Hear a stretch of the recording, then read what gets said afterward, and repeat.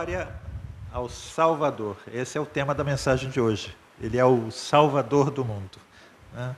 Aguardemos. Vamos ter uma palavra de oração? O Eu Sul, o microfone funciona, né? Chegou a vencedora do concurso, do quiz. Então, está aqui. Esse livrinho é fininho, Solange, mas é muito precioso. O plano de Deus para a vitória, segundo a carta pós-milenista do Custone, que é uma das maiores mentes do século XX. Parabéns. Como é que você descobriu?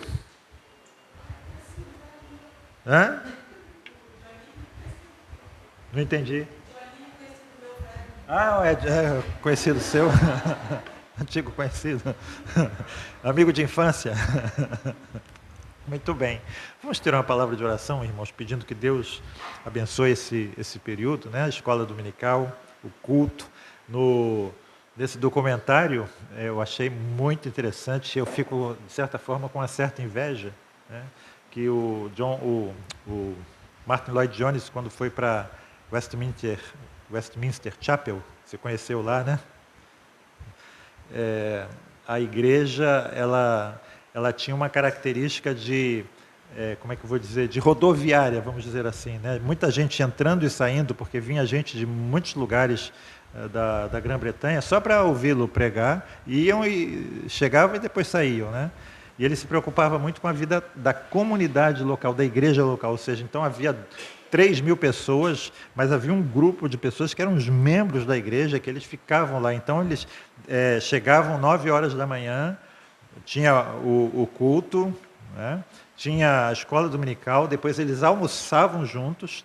A igreja tem uma estrutura muito boa, né? Almoçavam todos juntos e depois ficavam lá de tarde, por volta de 3 horas ou 4 horas, tinha uma reunião de oração.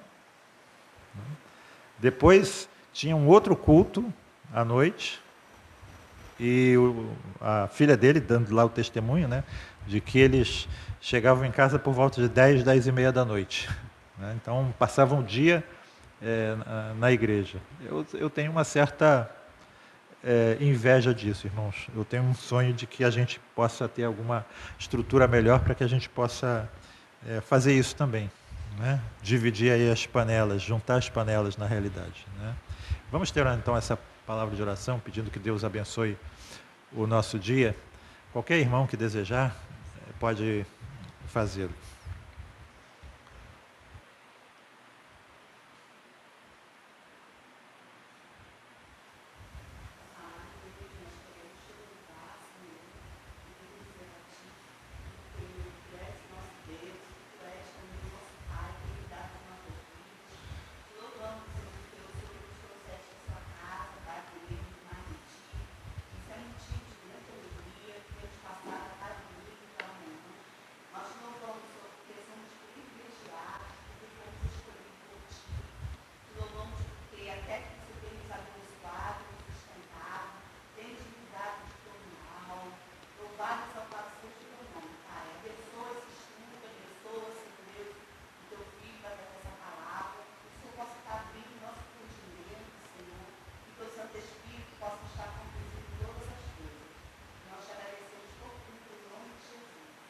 Amém, Jesus. Amém. O Luan, ele fez aí uma arte muito bonita, como sempre costuma fazer, né? Com cada uma das palestras, e ele colocou lá o que eu tinha enviado, citações pós-milenistas, né? Na realidade, esse título não está muito preciso, porque deveria ser mais preciso citações preteristas. Mas ele não está de todo errado, porque, como nós vimos, o pós-milenismo ele é uma escatologia otimista, não é? Ele espera que esse nosso mundo vá melhorando e não piorando, né? Que as condições gerais de tudo aquilo que nós vemos em termos as áreas do conhecimento humano, do saber humano, mas também as áreas do espírito humano, né? da alma humana, haverá uma regeneração futura, haverá um derramar do Espírito Santo e que o mundo será ganho para Jesus. Não será o paraíso, lógico, porque todos continuamos aqui imperfeitos, né? Os nossos netos, tetranetos e descendentes continuarão do mesmo jeito que nós, né? Imperfeitos, trilhando o caminho da santidade, mas de fato nós esperamos algo muito melhor para o futuro, né?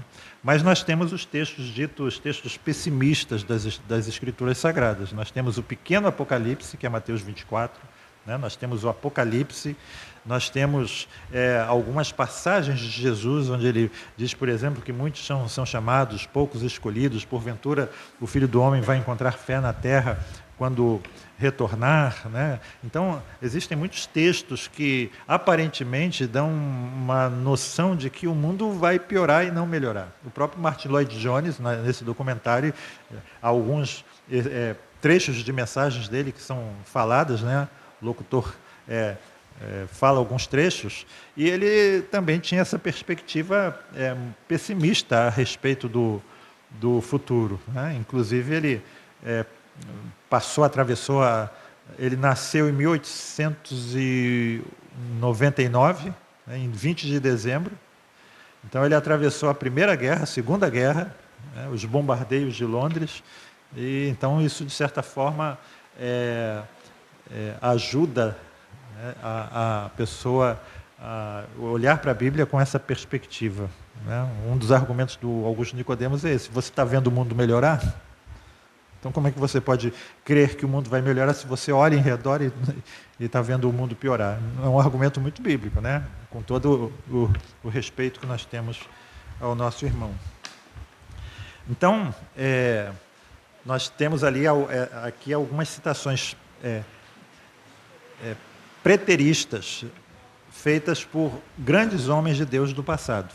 E, como eu coloquei lá no título, pedi para o Luan colocar, aquela citação de Spurgeon: quando nós começamos a ter contato com uma doutrina nova, quando nós descobrimos algo novo, para muita gente na igreja, quem está na classe Novos Membros, né, descobre isso, tem tanta novidade, digamos assim, né? Eu estava na igreja há 40 anos e nunca ouvi falar dessas coisas, então descobre muitas coisas assim novas, mas a gente precisa tomar cuidado com as coisas novas, né? Elas podem ser novas para nós, mas elas não podem ser novas no contexto da história da igreja. Então, como bons motoristas, nós precisamos olhar para o espelho retrovisor, como aconselha Spurgeon, e procurar ver se essa doutrina foi pregada nos séculos passados. E aí, como diz Spurgeon, você pode descobrir que, como um colar de pérolas, né, cada pérola representando um homem, ao longo da história da igreja, a gente vê essa doutrina sendo consistentemente ensinada na igreja. Ou, pelo contrário, você talvez possa ver que aquela novidade que você está ensinando, na realidade é uma velha heresia requentada, né, condenada pela igreja. Uma vez eu ouvi uma pregação do apóstolo doutor bispo primaz da igreja Cristo Vive, o Miguel Ângelo, egresso da Nova Vida, né? Dizer a respeito da Trindade. Não sei se vocês sabem, ele deixou de ser evangélico também porque ele não crê na Trindade. Ele é unitário. Sabiam disso? Então, é unitário. Então, a Igreja Cristo Vive, ela só crê em Cristo. Ela diz que o Pai é Jesus, o Filho é Jesus e o Espírito Santo é Jesus. Ele diz isso, né? Então, você fica crendo assim no Pai de barbas brancas, né, no Espírito incorpóreo e na figura de Jesus. Não, é tudo uma pessoa só, é isso, né? Mas que é Jesus, né? Jesus. E ele acrescenta dizendo assim: o que eu estou ensinando a vocês nunca foi ensinado na história da igreja. Deus me revelou. Como assim, né? Então, quando você ouve uma pessoa a dizer isso, você está ouvindo uma confissão de heresia. Ele está dizendo: eu sou herege. Se você ouvir alguém dizendo o que eu estou ensinando para vocês nunca foi ensinado antes, todo orgulhoso, né? Deus me revelou, pode desligar a televisão, pode mudar a estação do rádio, né? Não dê atenção a ele, é um falso profeta, é um falso mestre, um falso irmão, ok? Então, e aqui a gente vai, eu me propus aqui a fazer o teste com relação à doutrina pós-milenista. Mais uma vez, esses textos, a maioria deles, né, eles não são diretamente olhando para o futuro, mas para o passado, né, são interpretações preteristas, mas se alinham com a nossa doutrina, por quê? Porque são uma explicação desses textos ditos negativos, né? E essa, irmãos, é a minha história. Quando eu comecei a ter contato com a teologia, né, com a escatologia pós-milenista, e a escatologia pós-milenista começa lá no livro de Gênesis, né, no mandato cultural, quando Deus dá esse mandato ao casal antes da queda, que ele diz... Uma coisa interessante, né? Deus abençoa o casal com fertilidade, não é? Não é essa a bênção de Deus para o casal? Abençoa o casal com fertilidade. Eles iriam ter muitos filhos, muitos filhos. E ele diz, crescei e multiplicai-vos, né? Enchei a terra, dominai-a. Esse é um mandato cultural, ou seja, como a gente sempre diz aqui, eis aí o primeiro ponto da escatologia pós-milenista, já no primeiro livro.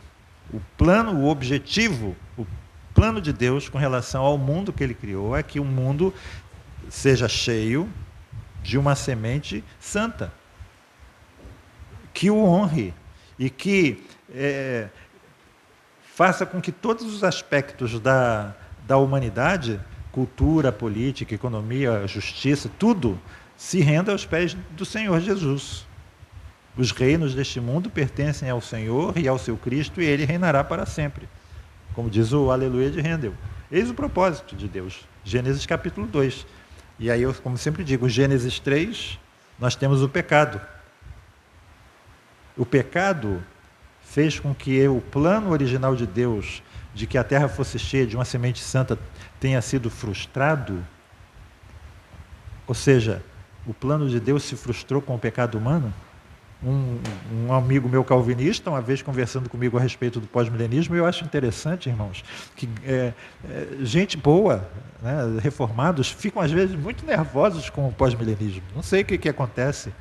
Em vez deles considerarem assim, não, é uma doutrina da qual a gente às vezes diverge, né? Como a gente brinca às vezes com os batistas, né, a respeito do batismo. Tudo bem, vamos levar, vamos adiante, né? Não, eles ficam zangados, ficam nervosos, não sei porquê, não entendo isso, né?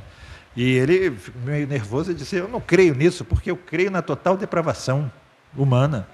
E eu respondi a ele também meio mas eu creio nisso porque eu creio na soberania de Deus. Né? Quem é vitorioso nesse embate? Você sabe, é Deus ou o homem?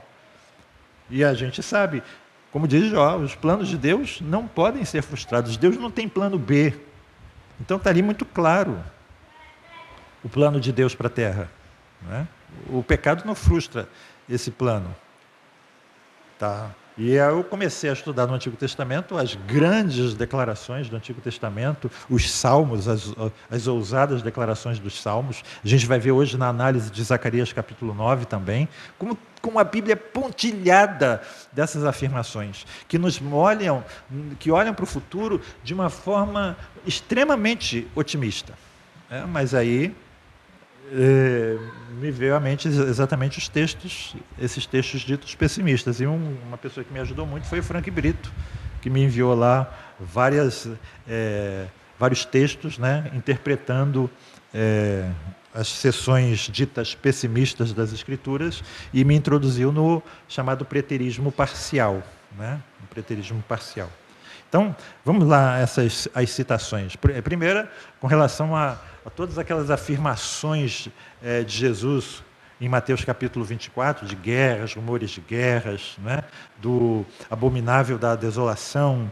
A gente tem uma citação de Eusébio, né? Um dos pais da igreja, o historiador, na realidade, do século IV. Ele diz assim, com relação à totalidade do sermão profético de Jesus, Mateus 24, ele diz assim, tudo isto ocorreu dessa forma. Ou seja, como Jesus está descrevendo, no segundo ano do reinado de Vespasiano. O segundo ano do reinado de Vespasiano foi o ano 70 depois de Cristo. De acordo com as previsões do nosso Senhor e Salvador Jesus Cristo. Ok? Então ele está falando sobre a destruição de Jerusalém do templo, e ele diz que tudo isso ocorreu, né, no reinado de Vespasiano, de acordo com as previsões. Aonde? Mateus 24. Né? John Wesley, também, falando sobre Mateus 24, ele diz o seguinte: isso se cumpriu meticulosamente. Depois que o templo foi queimado, Tito, o general romano, ordenou que até os fundamentos fossem escavados. Um detalhe aqui, irmãos, aquele Muro das Lamentações, que muitos pensam que é uma parte do templo, não é uma parte do templo, certo? O templo foi realmente todo destruído. Aquele muro era um muro externo, era como se fosse o muro da sua casa, uma parte do muro do templo, mas não era o templo, ok? Então, Tito, o general romano, ordenou que até os fundamentos fossem escavados, e em seguida a terra sobre a qual ele havia estado foi arada por turnos rufos, ou seja, a terra sobre a qual o templo havia sido construído. Né? Continua a citação de John Wesley. Ele vai citar um trecho de Mateus 24. Esta geração de homens que agora vive não passará até que todas estas coisas sucedam. Reparem que ele faz uma citação aqui mais explicada, né? Porque os amilenistas e os pré-milenistas dizem que esta geração, eles dão várias explicações para essa expressão, esta geração não passará. Né? Então, esta geração é o povo judeu, ou seja, o povo judeu vai permanecer na terra até que chegue lá o anticristo. Né? Então, eles dão uma explicação de modo que o tempo ali se torne um tempo indefinido. Né? E aí a gente já viu, nos nossos estudos anteriores, que a palavra geração, né, significa ali a geração contemporânea. Né? Significa em vários outros lugares, o único lugar que não significaria seria aqui no sermão profético, de acordo com os e pré-milenistas. Né? Então, citação aqui então de John Wesley: esta geração de homens que agora vive, né, não passará até que todas estas coisas sucedam. Reparem, esta geração de homens que agora vive. Abrindo aqui um parênteses, quando no início da minha vida cristã, eu fui muito afetado pelos Testemunhos de Jeová. Eu comecei a ler alguns livros deles e, como não tinha muita instrução bíblica, né, eu fiquei meio balançado. E eles têm um livro que foi escrito no início do século XX, muito ousado. Obrigado, Regina. Milhões que agora vivem não morrerão. É o nome do título. Milhões que agora vivem não morrerão. Porque eles diziam, né, que eles estavam nos últimos dias, já em 1914. Eles diziam que em 1914 Jesus foi entronizado no céu. Eles ligam isso à Primeira Guerra Mundial, fazem um monte de, né, malabarismos. E eles dizem, então, usando essa profecia de Jesus, esta geração não passará até que tudo ocorra, dando uma interpretação futurista, ou seja, nós somos a última geração. E essa geração não vai passar até que todas essas coisas ocorram. Ou seja, então ele está dizendo, milhões que agora vivem jamais morrerão. E no livro que eu li, eles dizem assim: toda a cristandade, todas as igrejas fazem parte dessa grande Babilônia, né? Descrita no livro do Apocalipse, e vão perecer.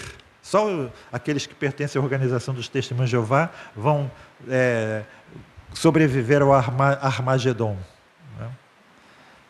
E eles esperavam aí que Abraão, Davi e outros luminares ressuscitassem, viessem aos céus, né? Construíram mansões lá nos Estados Unidos, Los Angeles, eu acho que Hollywood, não sei, em vários lugares, para aguardar, botaram um Cadillac na garagem para Davi dirigir. Ele não apareceu, lógico, né? E aí as mansões dos Cadillacs ficaram para os dirigentes lá do corpo governante dos Testemunhos de Jeová. Mas, reparem, eles fizeram essa afirmação ousada de que não morreriam, né? Que as pessoas não morreriam, porque são a última geração, e você sabe que todos eles já morreram, todos, sem exceção nenhuma, já partiram, né? Os que estavam vivos em 1914. Então, depois eles começaram a fazer outros cálculos, né, até que, por fim, desistiram de tudo. Tinha uma citação na Sentinela, no Despertai, falando sobre essa última geração, eles tiraram, né, o tempo já passou demais demais da conta, mudaram a data para 1940, 1970, e aí acabaram, acho que não tem mais data estipulada, né, da volta de Jesus, do fim do mundo. É uma coisa interessante, irmãos, que esse livro, ele é desconhecido dos Testemunhos de Jeová hoje, ninguém conhece. Eles, como aquela coisa, abafa o caso, né? Por que isso? Porque o corpo governante diz que é teocraticamente guiado, não sei se vocês sabem disso. Eles são teocraticamente guiados. Ou seja, aquilo que eles escrevem na revista Sentinela e na Despertai é dado a eles diretamente por Deus, por Jeová. E se você discordar daquele ensino, mesmo que seja por uma expressão facial, está escrito lá na revista dele, Sentinela, você está correndo o risco de perder a sua alma. Certo? Só que eles escondem os ensinos falsos dele. Ou seja, se eles são teocraticamente guiados por Jeová, e Jeová disse que aquela era a última geração, segundo eles, Jeová errou. Não é? Fecha parênteses. Abre parênteses de novo. Reparem uma coisa aqui, irmãos. As grandes heresias do nosso século, contemporâneas, século passado, do nosso século, elas são escatologicamente pessimistas. Elas acreditam que nós estamos vivendo os últimos dias. Os Mormons, qual é o nome original da igreja? Nome oficial dos Mormons? Igreja de Jesus Cristo dos últimos dias. Eles acreditam que nós estamos vivendo nos últimos dias, né? Os adventistas do sétimo dia, eles acreditam que eles estão vivendo nos últimos dias, né? E que eles são a igreja remanescente, são a única igreja verdadeira. Os Testemunhos de Jeová, que saíram do adventismo, acreditam a mesma coisa, que estamos vivendo nos últimos dias, que Jesus vai voltar logo, e que eles são a única organização de Deus na Terra. Então reparem como a escatologia das seitas é similar à escatologia mais popular dentro do nosso meio também, né?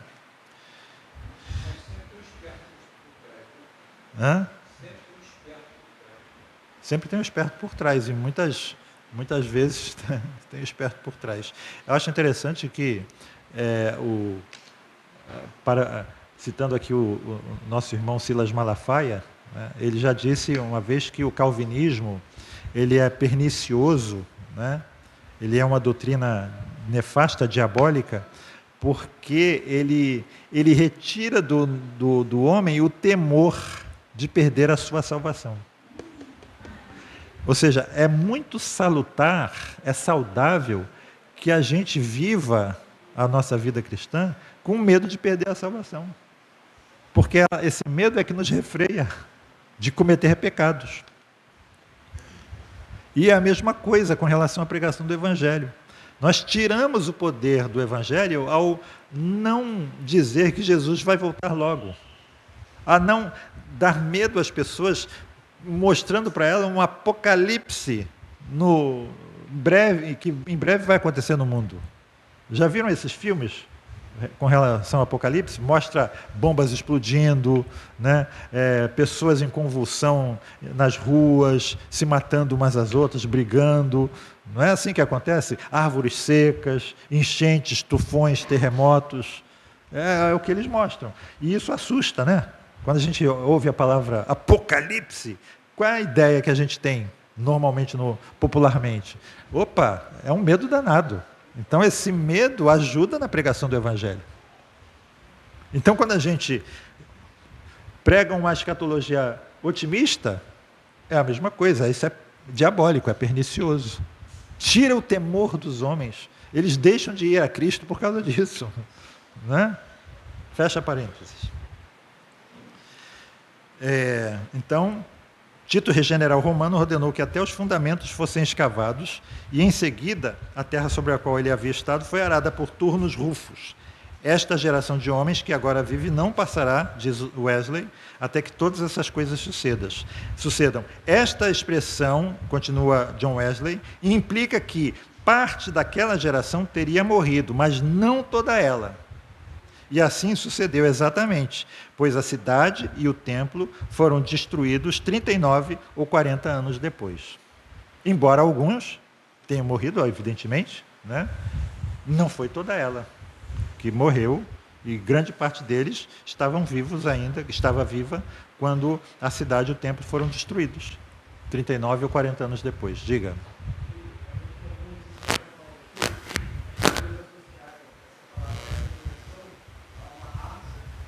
Eu já tinha dito isso, acabei de falar isso um pouquinho antes de você falar.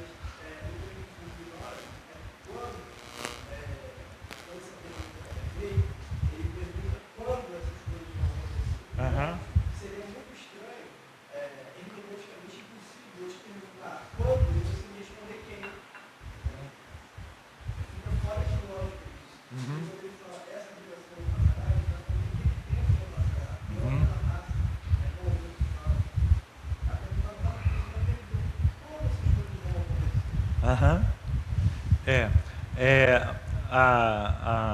Há um erro grande aí, porque Mateus capítulo 24, o Evangelho de Mateus foi escrito primariamente para quem? Qual é o destinatário original do Evangelho de Mateus? O povo judeu, né? O povo de Israel. Existem várias características, é o que mais cita o Antigo Testamento. Não fala, por exemplo, reino de Deus, como nos outros, ele evita usar o nome de Deus, ele fala reino dos céus. Né? Os judeus evitavam pronunciar o nome de Deus. Então, o Evangelho de Mateus foi direcionado aos judeus. Então, existem termos, expressões bem judaicas que nós, gentios, entendemos de forma errada. Né? Quando ele fala lá, quando os apóstolos falam, quando sucederá isso e quando se dará o fim, ou aí a gente, dependendo da tradução, até ele diz, o fim do mundo. Né? E aí os intérpretes passam a olhar para o texto como tendo duas camadas. Jesus está falando de algo que ia acontecer no tempo dele e, ao mesmo tempo, está falando de algo que ia acontecer lá séculos depois. Né? Mas se você pegar os textos paralelos de Lucas 22 e Marcos 13, eles dão uma interpretação inspirada, né, divina, daquela pergunta que os judeus fizeram, que os apóstolos fizeram para Jesus. Né? Eles não estavam falando de fim do mundo no sentido de consumação escatológica do mundo. Né? Eles estavam falando daquilo que Jesus disse, eles estavam perguntando a respeito daquilo que Jesus disse. Esse templo vai ser destruído, não vai restar pedra sobre pedra, e eles estavam perguntando acerca daquilo que os profetas haviam dito, né, predito, que Deus iria estabelecer com o povo uma nova aliança. Então eles estavam entendendo que aquele velho estado de coisas, digamos assim, estava realmente perto do fim. Uma nova era começaria. Então o fim de uma era que eles estavam pensando que estava para ocorrer, eles estavam certos no seu pensamento. Certo? Então Jesus não estava falando de um futuro remoto ali em Mateus capítulo 24. E Mateus 24 é chamado pelos estudiosos pós-milenistas de pequeno apocalipse. Certo? Então, se Mateus 24 não trata de eventos séculos no futuro, adiante no futuro, o Apocalipse, o grande Apocalipse também não trata. Certo? Eles são textos paralelos. Ainda com relação a Mateus 24, uma citação aqui de Orígenes de Alexandria, também, né? Acho que é século 3 ou 4. Olha só a afirmação de Orígenes aqui. Desafio qualquer pessoa a provar que minha afirmação não é verdadeira se eu disser que toda a nação judaica foi destruída menos de uma geração depois por conta dos sofrimentos que infligiram a Jesus. Pois, creio eu, passaram-se 42 anos desde o tempo em que eles crucificaram a Jesus até a destruição de Jerusalém. Aqui nós temos uma das interpretações que nós damos, a chamada grande tribulação, que Jesus diz, né? Uma tribulação que não houve antes nem haverá depois. Reparem aqui, a nação judaica foi destruída menos de uma geração depois por conta dos sofrimentos que infligiram a Jesus. Quem aqui pode me elaborar essa afirmação aqui de Orígenes de Alexandria? Lembram? O que eu já citei aqui com relação à grande tribulação, porque Jesus diz que há uma grande tribulação que nunca houve antes nem haverá depois. Há duas interpretações dessa afirmação, né? Uma interpretação é que Jesus está aí usando um tipo de linguagem própria do Antigo Testamento, né?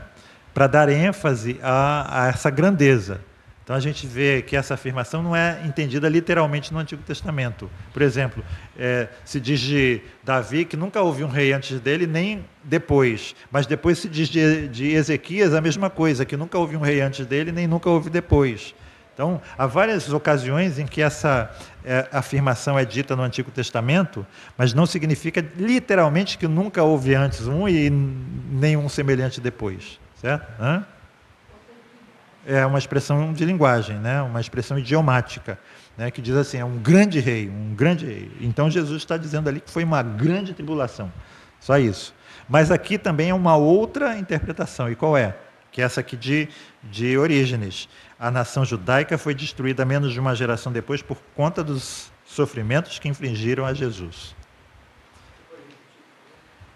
A nação judaica foi destruída menos de uma geração depois por conta dos sofrimentos que infligiram a Jesus. Por conta dos sofrimentos que infligiram a Jesus. Ninguém se atreve? A gente está falando aqui de dosimetria da pena, lembram? O pecado ou o crime deve ser punido na exata medida daquilo que ele representa. Certo? Sim. O criminoso deve ser punido na exata medida do seu crime. Você rouba, o roubo ou o furto é punido com a pena de morte? Não. Mas se você comete latrocínio, o que é latrocínio? Roubo seguido de morte. O sujeito matou. Ou então morte seguida de roubo. Né? E aí, qual é a pena estipulada no Antigo Testamento? Olho por olho, dente por dente, mão por mão, pé por pé, vida por vida. De que se trata isso? De dosimetria da pena. Não é isso? Não é entendida literalmente olho por olho, né? A gente já viu isso, que o povo judeu foi o primeiro povo a estabelecer uma espécie de seguro com relação a essas questões. Você lá, acidentalmente, já conhecemos casos, né, de uma pessoa que, por, às vezes, negligência, fura o olho de outra, cega um olho, causa um acidente. Quanto você acha que vale o seu olho? Quanto você daria para que o seu olho não fosse furado como você furou o olho da pessoa? Então, estipular aí um valor, né? É uma cobertura de seguros, né, que a gente tem no seguro do carro, danos contra terceiros, etc. Né? Então, eles não entendem, o povo judeu nunca entendeu que isso deve ser aplicado literalmente, mas a pena de morte, sim, para assassinato, para estupro, para sequestro, né? Era a pena de morte. Okay? Então, dosimetria da pena. Ao maior crime, maior castigo. E qual foi o maior crime que a humanidade já cometeu? Nunca vai. Aí a gente pode usar literalmente: nunca houve maior crime e nunca haverá. Certo? Nunca a humanidade desceu tão baixo e nunca descerá no futuro quanto nesse momento em que Jesus foi entregue aos romanos e os romanos o crucificaram. Jesus foi entregue aos romanos pelos judeus, foi rejeitado como Messias e foi crucificado. Não há em nenhum momento da história humana ponto mais baixo do que esse. E também a gente vê também, né, que não há nenhum castigo mais alto do que o que aquela geração adúltera e perversa sofreu. Certo? Gente, tá parado. Mateus 44, 4 e 5 diz assim: vede que ninguém vos engane. Mateus 44, 4 e 5. Desculpe. Mateus 24. Mateus 24. Dormi menos de 5 horas hoje. Mateus 24, 4 e 5. Vede que ninguém vos engane, porque virão muitos em meu nome, dizendo, eu sou o Cristo, e enganarão a muitos. Citação de John Wesley com relação a esse versículo. Realmente nunca apareceram tantos impostores no mundo como alguns anos antes da destruição de Jerusalém. Sem dúvida, porque aquele era o tempo em que os judeus em geral esperavam pelo Messias. Nós vimos ontem que, por causa de Daniel capítulo 9, havia uma grande expectativa entre os judeus de que o Messias realmente aparecesse na época em que Jesus nasceu. Né? Exatamente. Os magos não apareceram ali à toa, né? A gente vê isso. Então, reparem, irmãos, John Wesley não estava esperando falsos cristos no futuro, mas ele está interpretando essa passagem preteritamente. Eusébio também, Eusébio de Cesareia, historiador da igreja, né, no tempo de Constantino. Depois que o Senhor foi elevado ao céu, os demônios levantaram um determinado número de homens que afirmavam ser deuses. Interpretando essa expressão aqui. Tem um homem que nós não conhecemos, Beda o Venerável, do século V. Ele diz assim: porque muitos apareceram quando a destruição era iminente sobre Jerusalém, dizendo que eram Cristo. Reparem, todos eles dão uma interpretação não futurista do texto, mas uma interpretação preterista. O grande Spurgeon, um grande número de impostores apareceu antes da destruição de Jerusalém, divulgando que eram os ungidos de Deus, os cristos de Deus. Certo? Mateus 24, 9, onde Jesus fala das dores do parto, né? Onde a expressão deles é assim, porém tudo isto é o princípio das dores. O princípio das dores.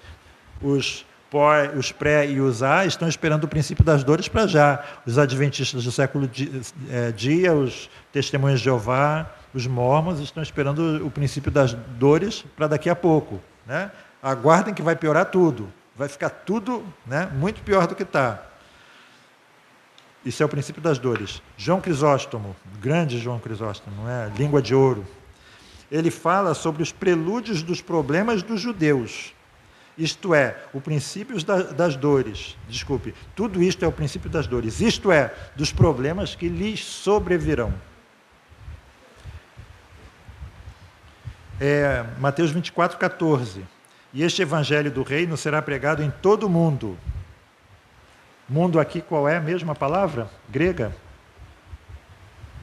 Quando Jesus, em Mateus 24, 14, diz, este evangelho do reino será pregado em todo o mundo, em testemunho a todas as nações, e então virá o fim. Qual é a palavra? Oikomene. Oikomene. O que é oikomene?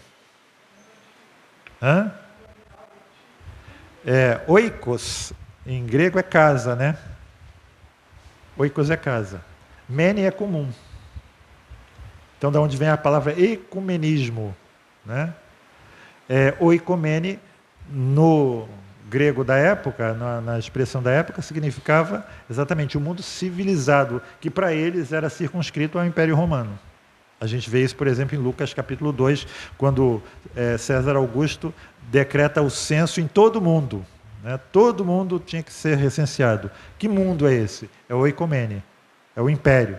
Então, algumas traduções, elas interpretam esse mundo, o oikomene, como Império Romano. Eu acho que a NVI faz isso. Né? Então, este evangelho do reino será pregado em todo o mundo, em testemunho a todas as nações, e então virá o fim.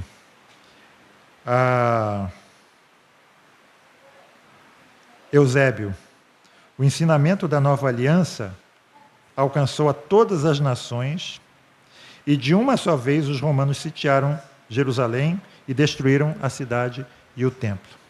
Então, reparem, o grande historiador da igreja, no século IV, ele escreve a respeito dessa citação, né, que o evangelho do reino será pregado em todo o mundo, e então virá o fim. Ele descreve, ele interpreta essa citação, mais uma vez, não futuristicamente, mas preteritamente. Repetindo aqui, Eusébio, o ensinamento da nova aliança alcançou a todas as nações, e de uma só vez os romanos sitiaram Jerusalém e destruíram a cidade e o templo. Okay? O fim aí é o quê? É o fim de Israel como nação. O fim de Jerusalém, o fim do templo. Certo? João Crisóstomo também fala sobre essa citação. Vocês pregarão em todos os lugares. Então ele acrescentou, este evangelho do reino será pregado em todo o mundo como testemunho a todas as nações, e então virá o fim. E aí ele acrescenta aqui, João Crisóstomo, o sinal definitivo deste tempo do fim será a queda de Jerusalém.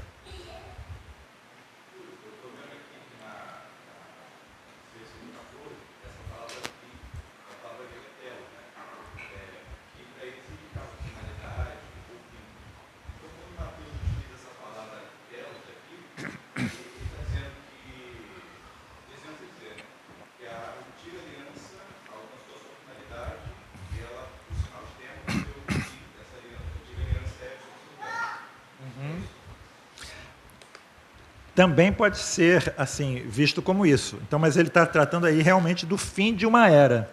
E que era essa? Que era essa? A era da antiga aliança, certo? Onde o autor de Hebreus ele está dizendo, ela está ficando caduca. Ou seja, ela já atingiu a sua finalidade, ela já cumpriu o seu objetivo. Ela está chegando ao fim. E reparem que ela está chegando ao fim e vamos fazer aqui um exercício de si, né? E se, lógico que já estava predito no Antigo Testamento que o Messias seria rejeitado, não é isso? Mas e se ele não tivesse sido rejeitado? Se ele tivesse sido recebido pelo povo judeu, um exercíciozinho, o que teria acontecido com o templo? O que teria acontecido com Jerusalém? O que vocês acham? Hã? Sim. Sim, mas o que teria acontecido em termos históricos com o Templo de Jerusalém? O que vocês acham? O que os judeus, olhando para o templo, iriam decidir? Hã? Iriam derrubar?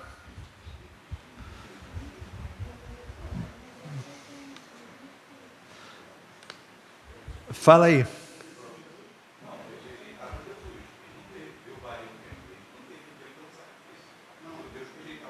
Sim, mas se eles não tivessem rejeitado?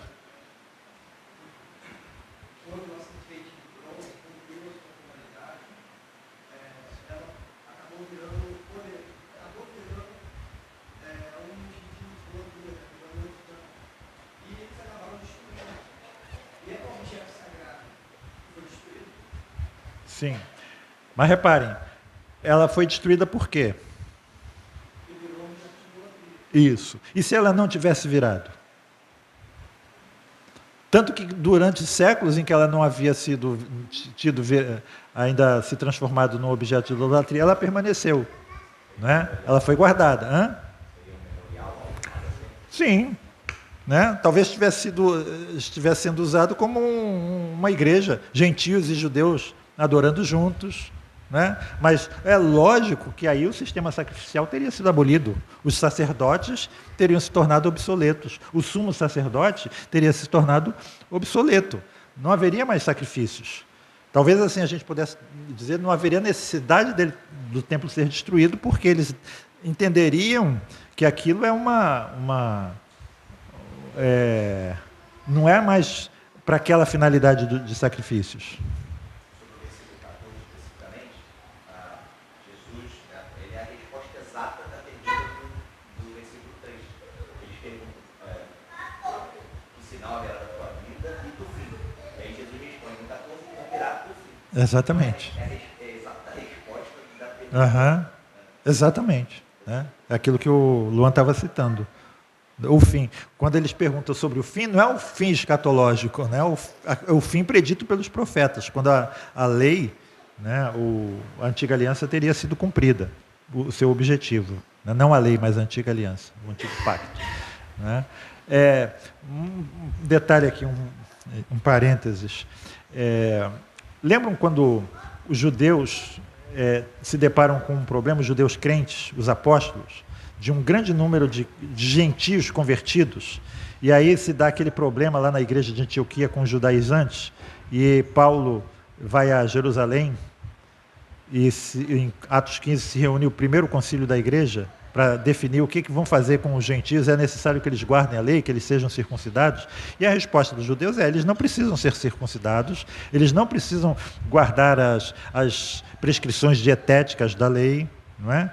Com exceção ali de comer animais sufocados e do sangue, né?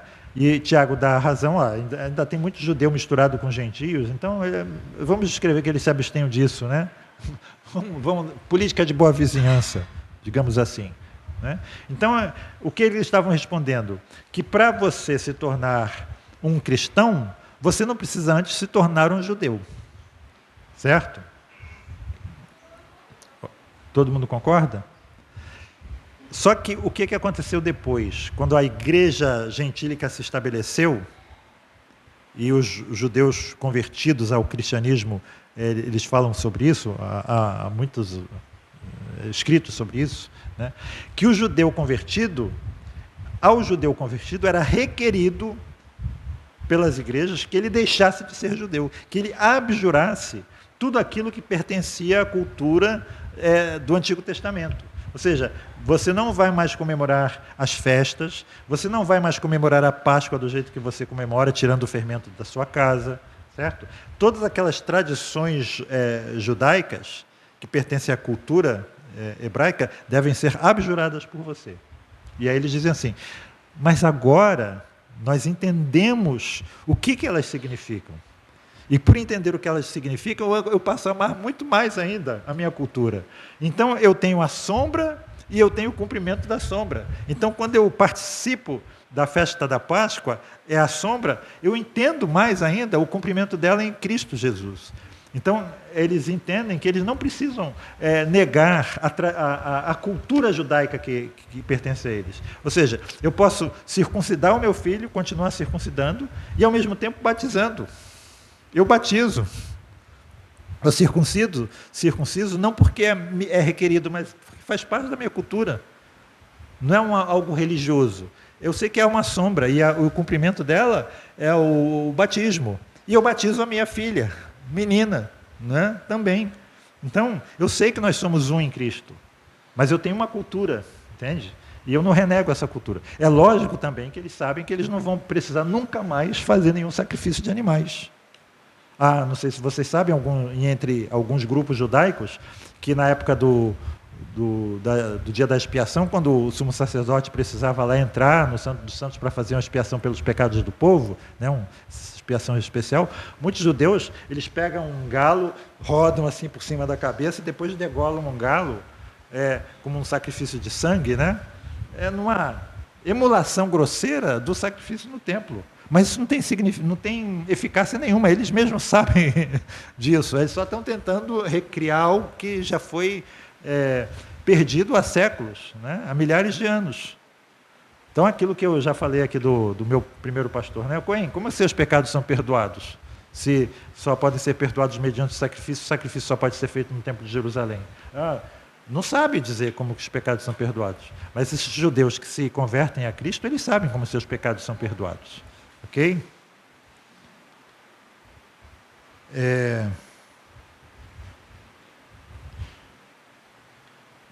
Então, o sinal definitivo deste tempo do fim será a queda de Jerusalém.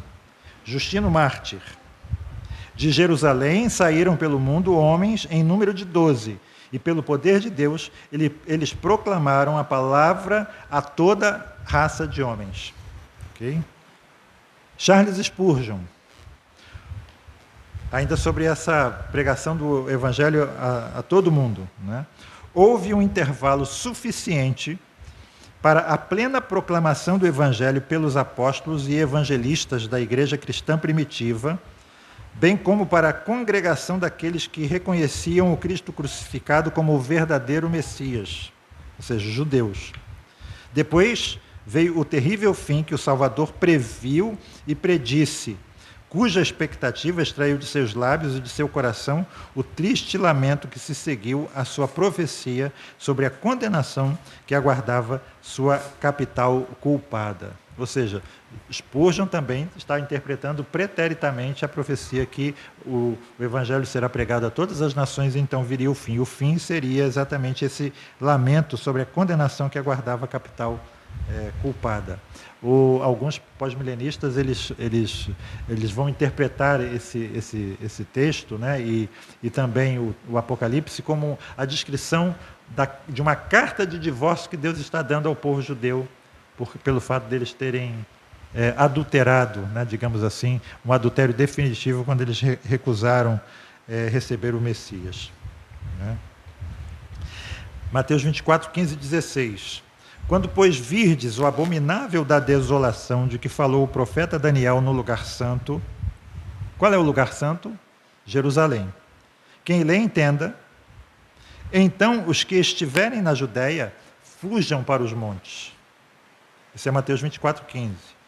E nós temos aí, só para a gente, né, recordar e entender, a mesma passagem escrita por Lucas.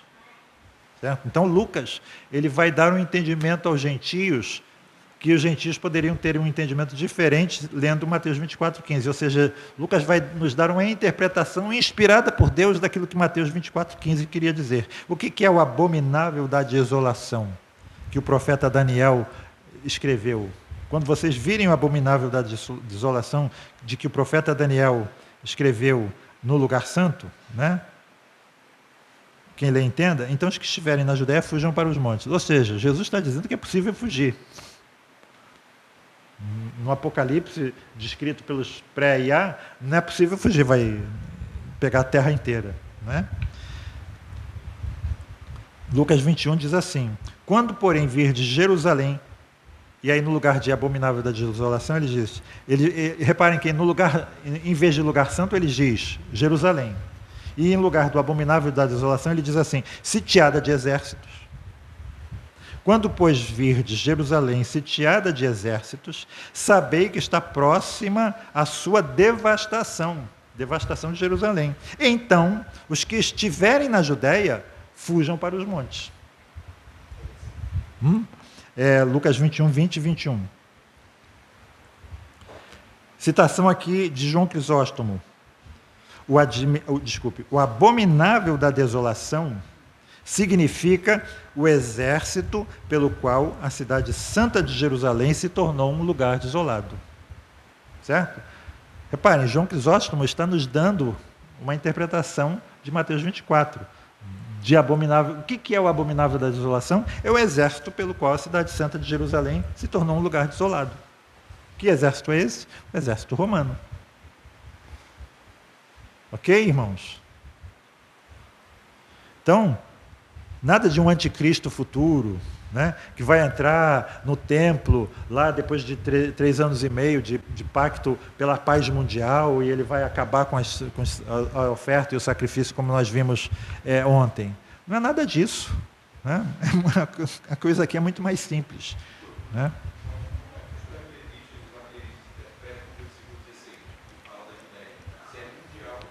Então, parece que eles não percebem, não veem o restante do versículo, né?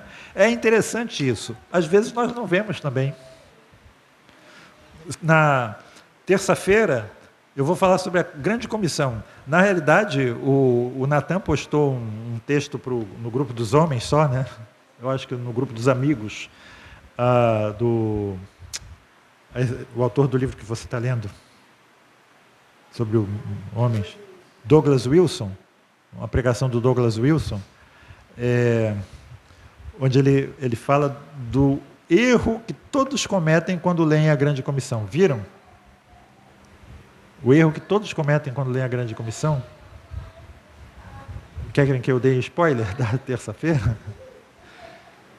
A grande comissão, normalmente as pessoas dizem assim: ide por todo mundo, fazei discípulos de todas as nações, batizando-os em nome do Pai, do Filho e do Espírito Santo, ensinando-os a guardar todas as coisas que vos tenho ordenado, e eis que estou convosco todos os dias até a consumação dos séculos. Ele diz que é um grande erro, um erro imenso, tremendo, você citar a grande comissão dessa forma.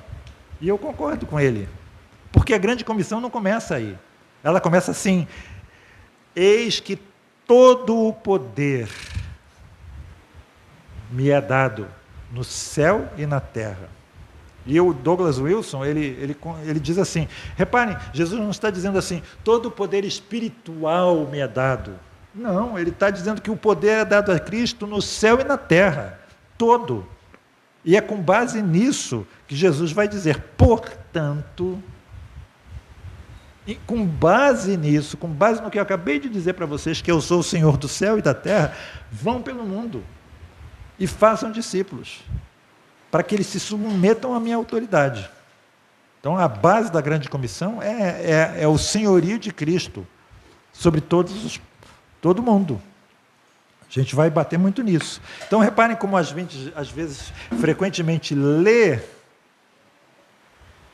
um texto e a gente deixa de meditar sobre algumas partes dele. Nós fazemos isso, né?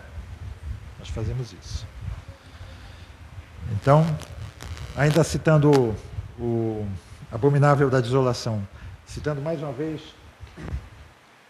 Beda o Venerável.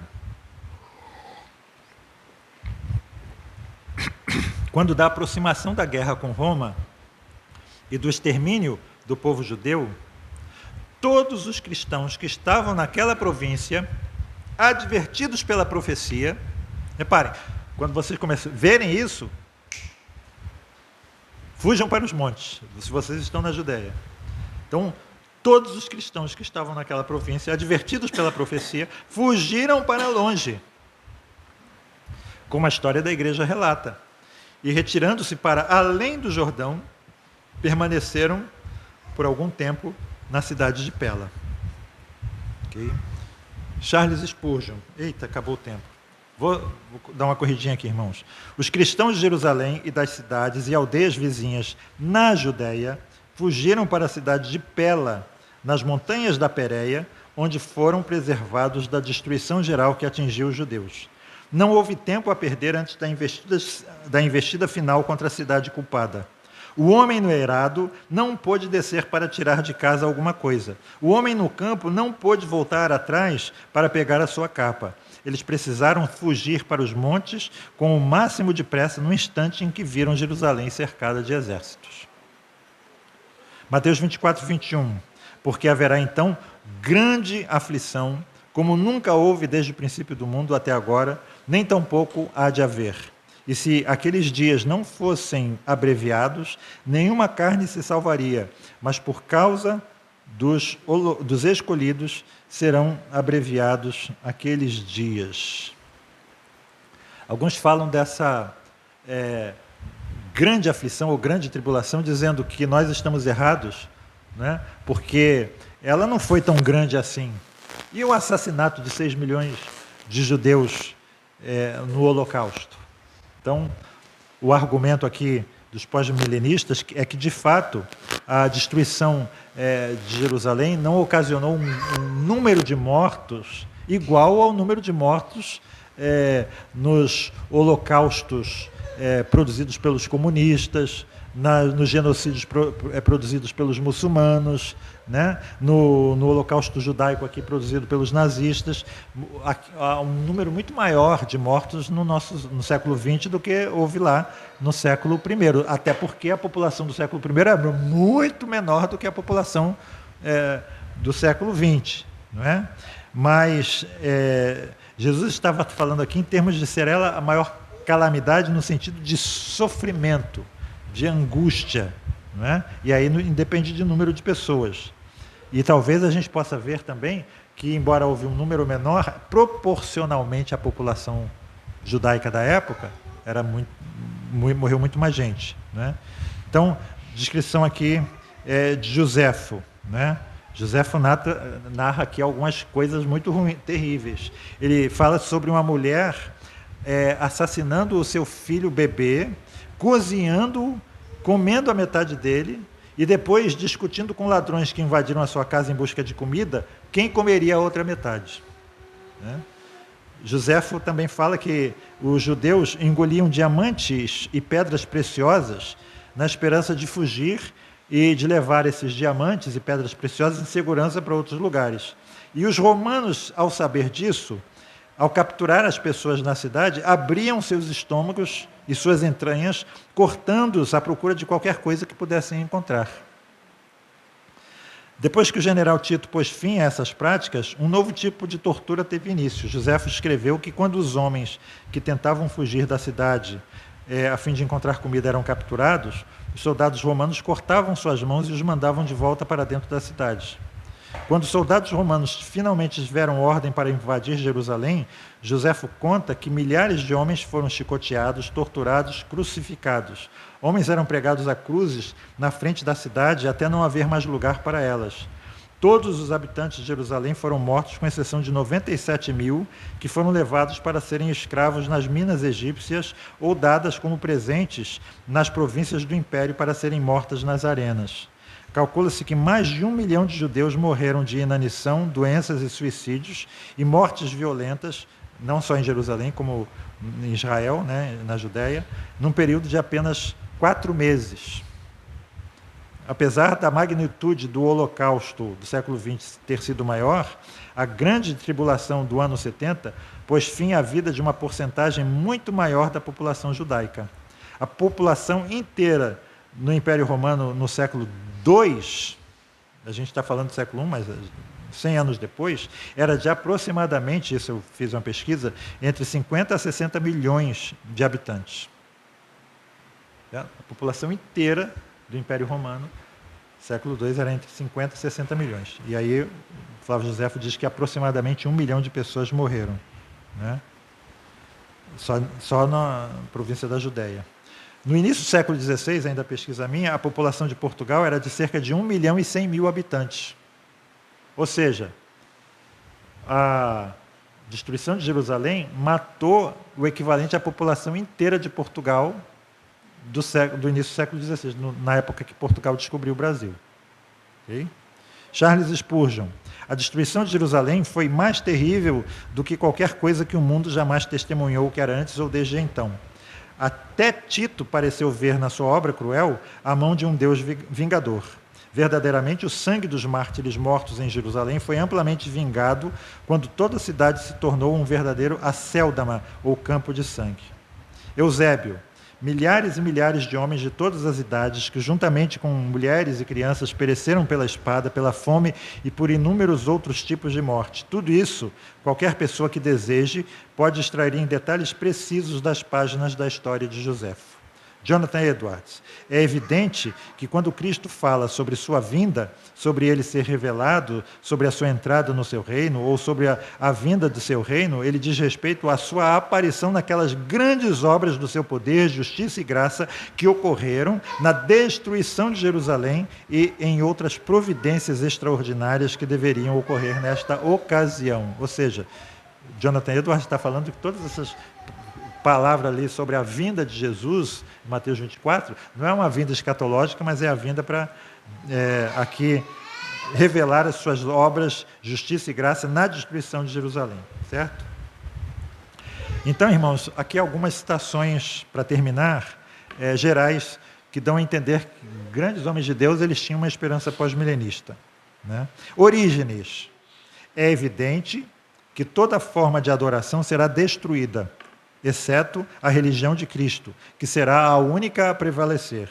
Ela, deveras, um dia triunfará e os seus princípios tomarão posse da mente dos homens cada vez mais, a cada dia. Ou seja, o fermento levedando toda a massa. John Wesley, todas as pessoas destituídas de preconceitos poderão ver com os próprios olhos que Deus já está renovando a face da terra.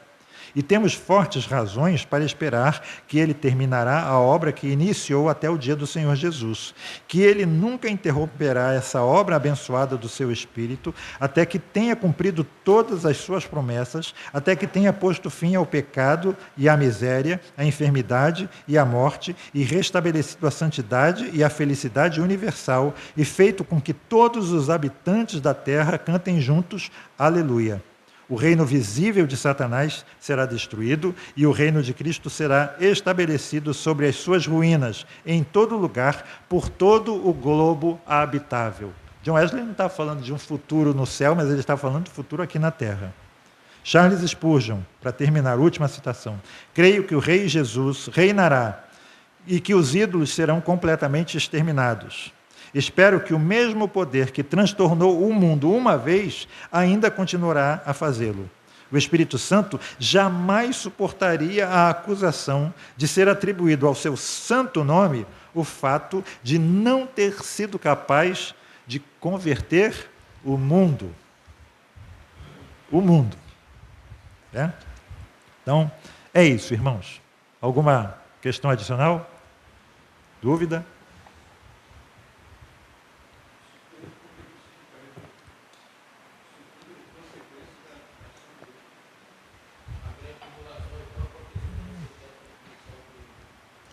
Sim, a grande tribulação, certo? Não esperemos uma grande tribulação futura. Lógico que há grandes tribulações no mundo, certo? Mas não uma grande tribulação escatológica como um sinal de que Jesus está às portas. Isso não. Bom, vamos ficar de pé? Uma palavra de oração. Henrique, sim, encerra a oração.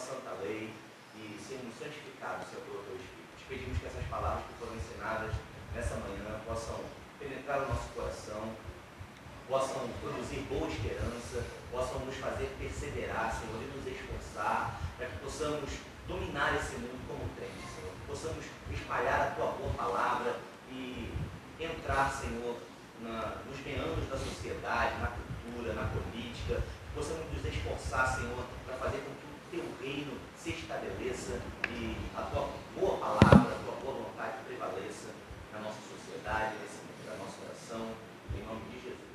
Amém. Amém, irmãos.